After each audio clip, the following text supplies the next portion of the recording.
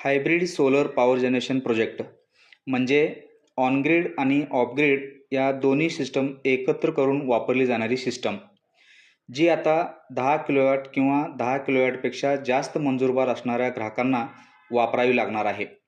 जर आपणाला at least 90% power bill कटौती करायचं असेल तर हायब्रिड सोलर सिस्टमला ऑप्शन नाही. मग हे परवडेल का? याचा रिटर्न ऑन इन्व्हेस्टमेंट किती असेल, म्हणजे ROI किती असेल, कोणासाठी उपयुक्त असेल ते पाहू. आपलं वीज बिल 0 किंवा ॲटलिस्ट 90% कमी करण्यासाठी किंवा एका मोठ्या टाईम स्पॅनपर्यंत वीज बिलच येऊ नये यासाठी ग्राहक आपल्या छतावरती सोलर पॅनल बसवू लागले. सोबत वीज बिलही कमी झाले. परंतु 2026मधल्या नव्या नियमानुसार याच बिलामध्ये 50%चा फरक पडला, म्हणजे 50% वीज बिल परत येऊ लागलं. सोलर आवर्स या नवीन नियमाची अंमलबजावणी 2026मध्ये सुरू झाली. या सोलर आवर्समुळे सोलरची वीज फक्त दिवसाच वापरात येऊ लागली. शिल्लक विजेचा वापर रात्रीच्या वेळी करता येईना. याचं कारण म्हणजे MSEBने रात्रीचे ऑफ पीक आवर्स दिवसा शिफ्ट केले. याच प्रॉब्लेमवरती सोल्युशन आहे, ते म्हणजे हायब्रिड सोलर सिस्टम. ज्या ग्राहकांनी ऑलरेडी ऑनग्रीड सिस्टम बसवले आहे ते ग्राहकही आपल्या सिस्टमला अपग्रेड करू शकतील.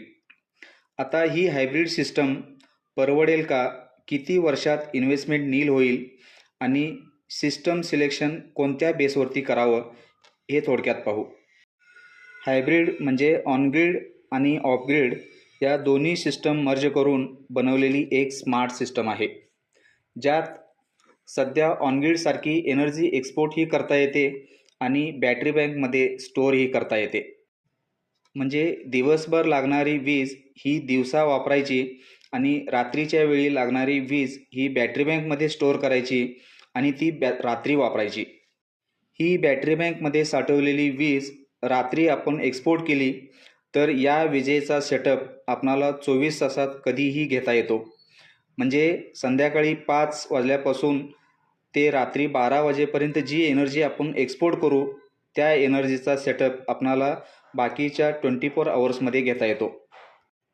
म्हणजे आपल्या बॅटरी बँकची कॅपॅसिटी ही आपणाला लागणारी संध्याकाळी 5 वाजल्यापासून ते सकाळी 9 वाजेपर्यंत लागणारी जी वीज आहे ती वीज साठवता येईल इतकी कॅपॅसिटी आपल्या बॅटरी बँकची असावी. लीड ॲसिड आणि लिथियम अशा 2 प्रकारच्या बॅटरीज मार्केटमध्ये उपलब्ध आहेत. मोस्टली बॅटरी बँक ही लिथियममध्येच असावी, जेणेकरून त्याची लाईफ जास्त मिळेल आणि त्याचा लाभ म्हणजे बेनिफिट लाँग टाईममध्ये घेता येईल. बॅटरी बँकमध्ये होणारी इन्व्हेस्टमेंट आणि त्यातून मिळणारे रिटर्न्स हे सिस्टम कॅपॅसिटीवरती डिपेंड करतात.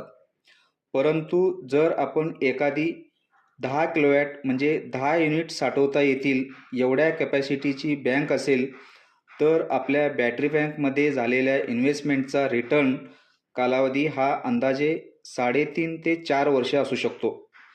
बाकी यापेक्षा छोट्या कॅपॅसिटीसाठी हा वाढतो, तर यापेक्षा मोठ्या कॅपॅसिटीसाठी बँक कॅपॅसिटीनुसार हा कालावधी म्हणजे रिटर्न ऑफ इन्व्हेस्टमेंट कमी होत जातो, जो 2 ते 2.5 वर्ष पण असू शकतो. आपल्या सिस्टमची डिझाईन आणि सिलेक्शन जर योग्य पद्धतीने झाले असेल तर नक्कीच हायब्रिड सोलर सिस्टम ही परवडण्यासारखी आहे. So choose your right system with right person and make your system profitable. Thank you. धन्यवाद.